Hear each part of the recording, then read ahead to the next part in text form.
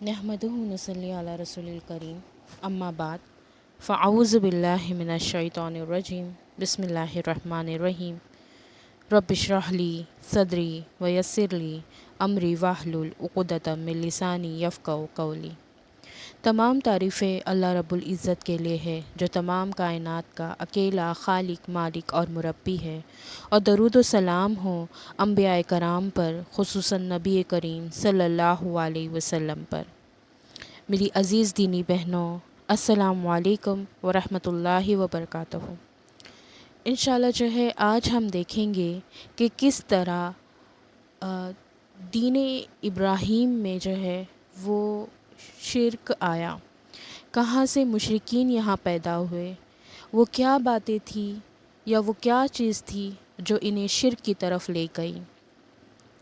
عام باشندگان عرب حضرت اسماعیل علیہ السلام کی دعوت و تبلیغ کے نتیجے میں دین ابراہیم کے پیرو تھے، اس لیے صرف اللہ کی عبادت کرتے تھے اور توحید پر کاربند تھے، لیکن وقت گزرنے کے ساتھ ساتھ انہوں نے خدائی درس و نصیحت کا ایک حصہ بھلا دیا، پھر بھی ان کے اندر توحید اور کچھ دین ابراہیم کے شعائر باقی رہے، یہاں تک کہ بنو خزاعہ کا سردار عمرو بن لوہی منظر عام پر آیا۔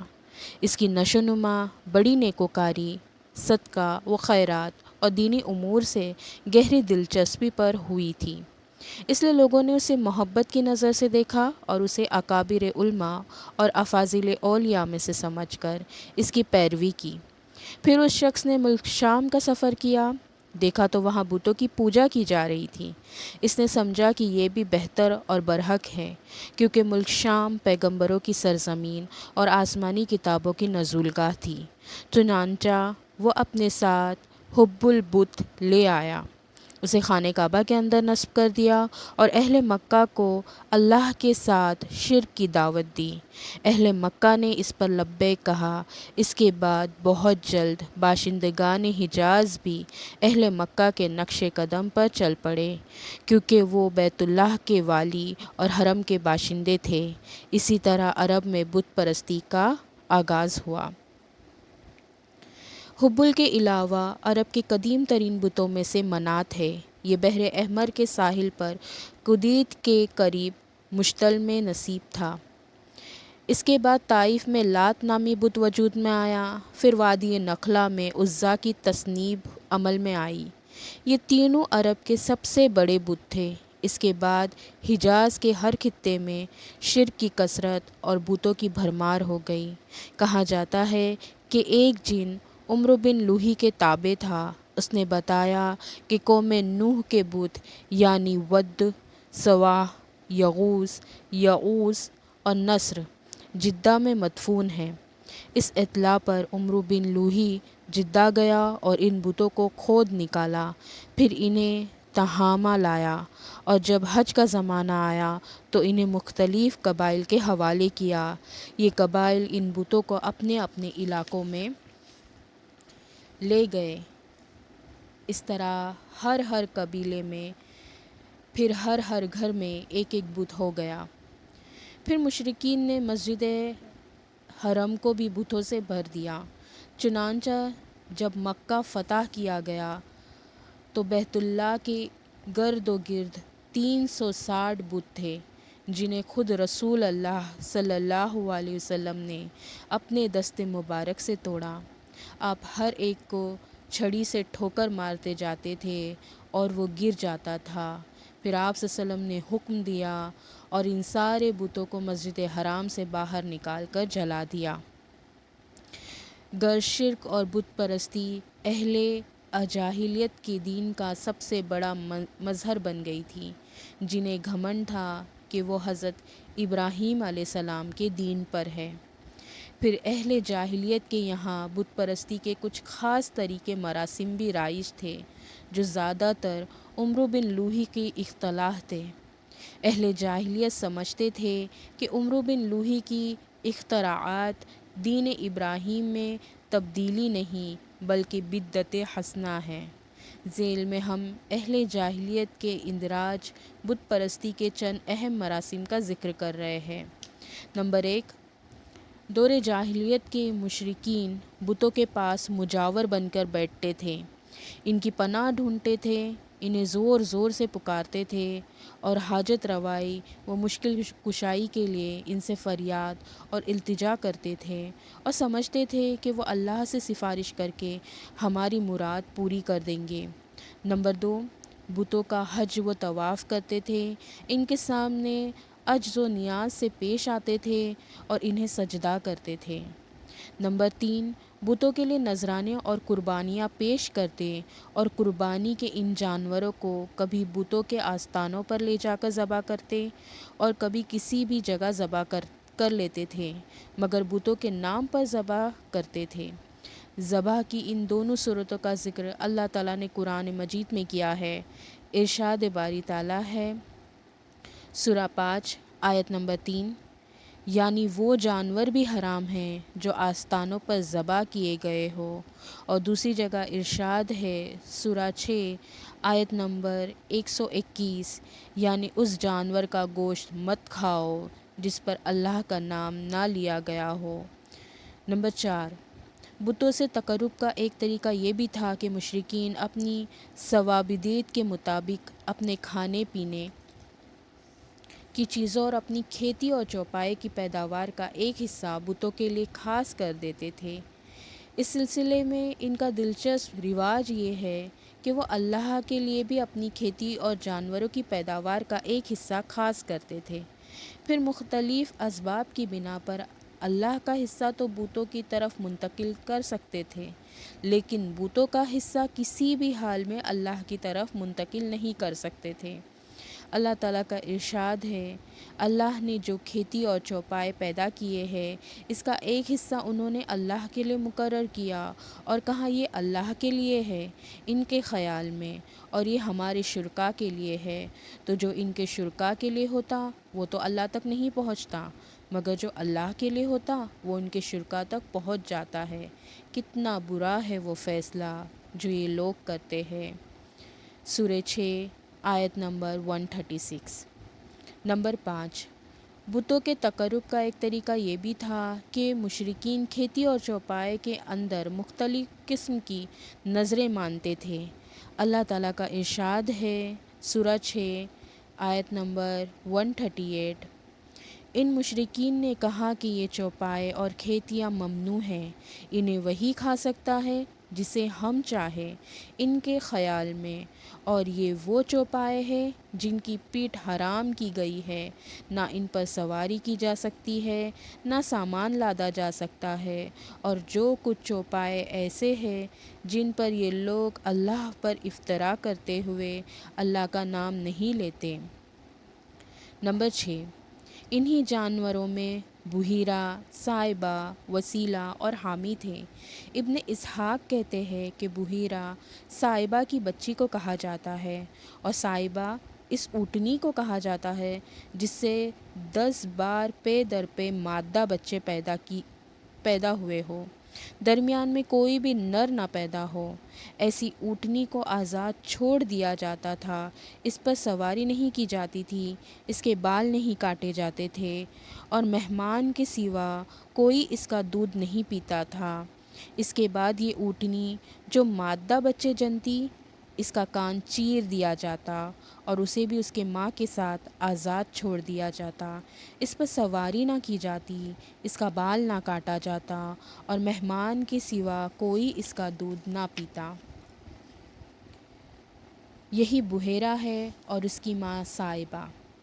وسیلہ اس بکری کو کہا جاتا تھا جو 5 دفعہ در پے در 2 مادہ بچے جنتی، یعنی 5 بار میں 10 مادہ بچے پیدا ہوتے، درمیان میں کوئی نر نہ پیدا ہوتا۔ اس بکری کو اس لیے وسیلہ کہا جاتا تھا کہ وہ سارے مادہ بچوں کو ایک دوسرے سے جوڑ دیتی تھی۔ اس کے بعد اس بکری سے جو بچے پیدا ہوتے انہیں صرف مرد کھا سکتے تھے، عورتیں نہیں کھا سکتی تھیں۔ البتہ اگر کوئی بچہ مردہ پیدا ہوتا تو اس کو مرد عورت سبھی کھا سکتے تھے۔ حامی اس نر اونٹ کو کہتے تھے جس کی جفتی سے پے در پے 10 مادہ بچے پیدا ہوتے۔ درمیان میں کوئی نر نہ پیدا ہوتا۔ ایسے اونٹ کی پیٹھ محفوظ کر دی جاتی تھی، اس پر نہ سواری کی جاتی تھی، نہ اس کا بال کاٹا جاتا تھا، بلکہ اسے اونٹوں کے ریوڑ میں جفتی کے لیے آزاد چھوڑ دیا جاتا تھا، اور اس کے سوا اس سے کوئی دوسرا فائدہ نہ اٹھایا جاتا تھا۔ دور جاہلیت کی بت پرستی کے ان طریقوں کی تردید کرتے ہوئے اللہ تعالیٰ نے فرمایا، سورہ 5 آیت نمبر 103، اللہ نے نہ کوئی بحیرہ، نہ کوئی سائبہ، نہ کوئی وسیلہ اور نہ کوئی حامی بنایا ہے، لیکن جن لوگوں نے کفر کیا وہ اللہ پر جھوٹ گڑتے ہیں اور ان میں سے اکثر عقل نہیں رکھتے۔ ایک دوسری جگہ اللہ تعالیٰ فرماتے ہیں، سورہ 6 آیت نمبر 139، ان مشرکین نے کہا کہ ان چوپایوں کے پیٹھ پر جو کچھ ہے وہ خالص ہمارے مردوں کے لیے ہے اور ہماری عورتوں پر حرام ہے، البتہ اگر وہ مردہ ہو تو اس میں مرد عورت سب شریک ہیں۔ چوپایوں کی مذکورہ اقسام یعنی بحیرہ، سائبہ وغیرہ کے کچھ دوسرے مطالب بھی بیان کیے گئے ہیں، جو ابن اسحاق کی مذکورہ تفسیر سے قدرے مختلف ہے۔ حضرت سعید بن مسیب رحمۃ اللہ علیہ کا بیان ہے کہ یہ جانور ان کے طاغوتوں کے لیے تھے، اور صحیح بخاری میں بھی عمرو بن لوہی کے متعلق ارشاد ہے کہ یہ پہلا شخص ہے جس نے بتوں کے نام پر جانور چھوڑے۔ صحیح بخاری جلد نمبر 1 حدیث نمبر 499۔ عرب اپنے بتوں کے ساتھ یہ سب کچھ اس عقیدے کے ساتھ کرتے تھے کہ یہ بت انہیں اللہ کے قریب کر دیں گے اور اللہ کے حضور ان کی سفارش کر دیں گے۔ چنانچہ قرآن مجید میں بتایا گیا ہے کہ مشرکین کہتے تھے، ہم ان کی عبادت محض اس لیے کر رہے ہیں کہ وہ ہمیں اللہ کے قریب کر دے۔ سورہ 39 آیت نمبر 3۔ دوسری جگہ اللہ سبحانہ تعالیٰ ارشاد فرماتے ہیں، سورہ 10 آیت نمبر 18، یہ مشرکین اللہ کے سوا ان کی عبادت کرتے ہیں جو انہیں نہ نفع پہنچا سکے نہ نقصان، اور کہتے ہیں کہ یہ اللہ کے پاس ہمارے سفارشی ہیں۔ مشرکین عرب ازلام یعنی فال کے تیر بھی استعمال کرتے تھے۔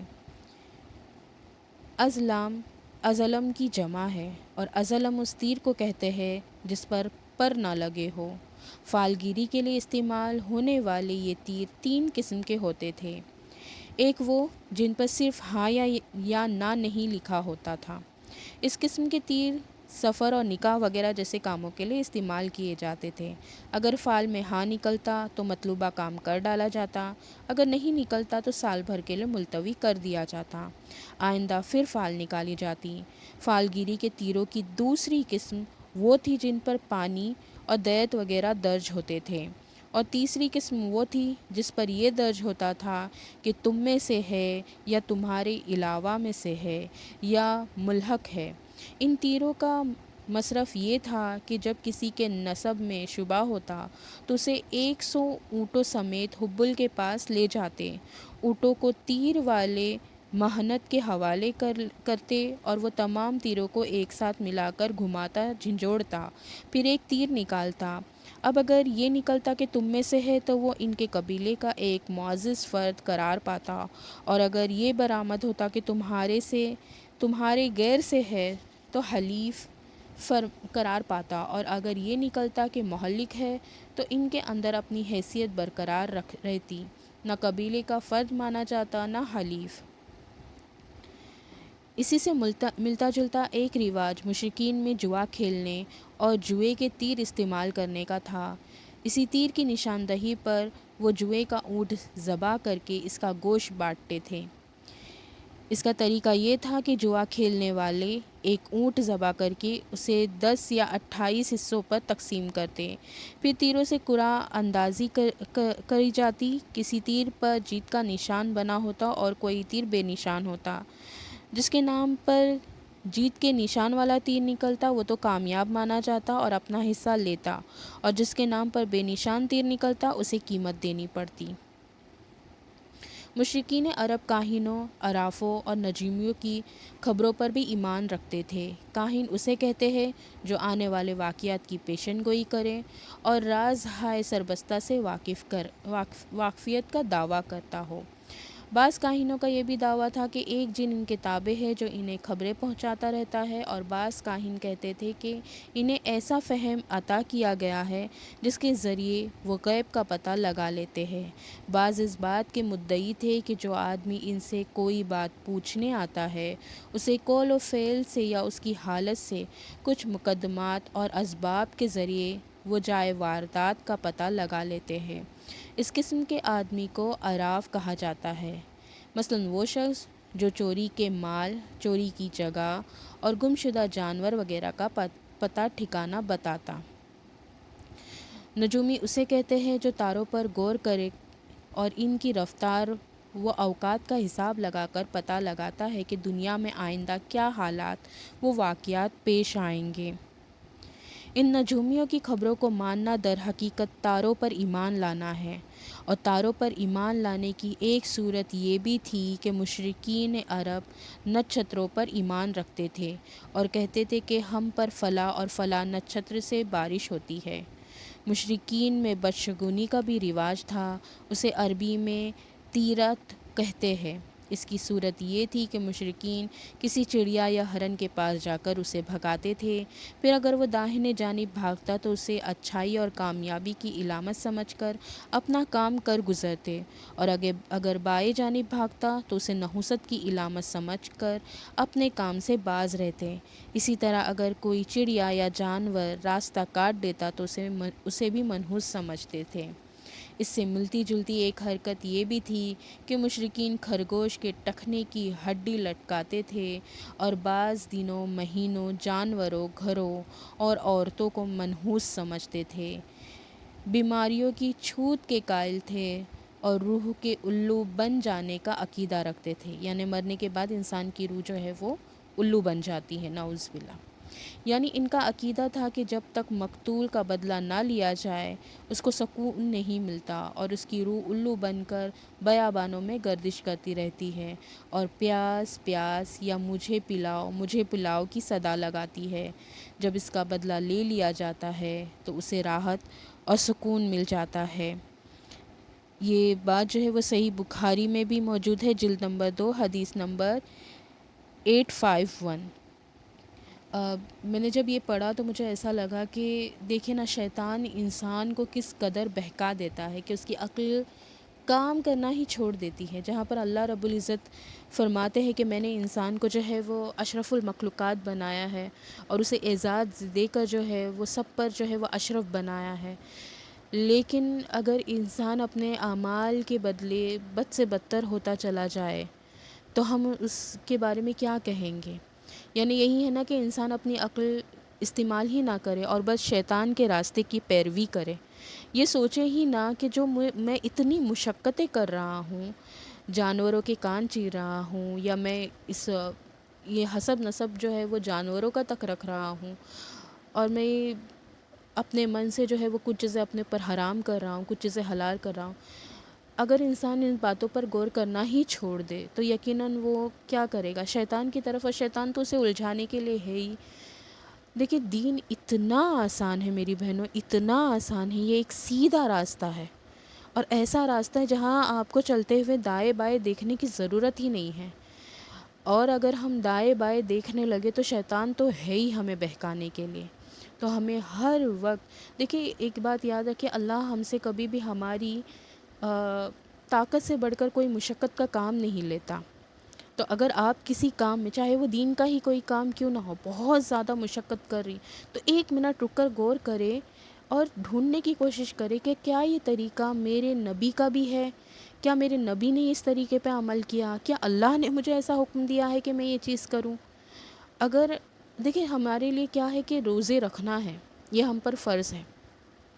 اب اگر ہم روزوں سے مطلب افطاری میں جو ہے الگ ہی انتظام یہ سوچ کر کریں کہ اس سے ثواب ملے گا، اور ہم جو مقصد ہے، روزے کا مقصد کیا ہے؟ اللہ کا قرب حاصل کرنا، اگر ہم اس مقصد سے ہی بھٹک جائے اور بس دنیاوی چیزوں میں لگے رہے تو کیا فائدہ ہوگا اس روزے کا ہمیں؟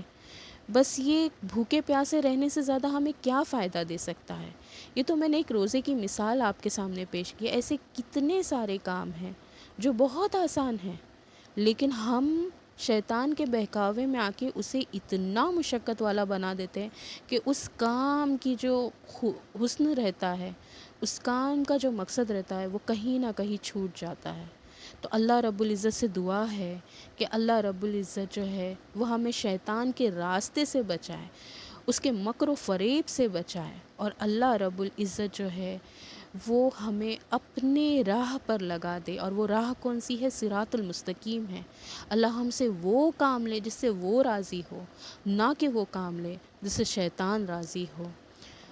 وآخر الدعوانا الحمد للہ رب العالمین۔ سبحان اللہ و بحمدہ، سبحانک اللہم و بحمدک، اشہد ان لا الہ الا اللہ واستغفرک واتوب الیک۔ سبحان رب العزت عما یصفون وسلام علی المرسلین والحمد للہ رب العالمین۔ السلام علیکم ورحمۃ اللہ وبرکاتہ۔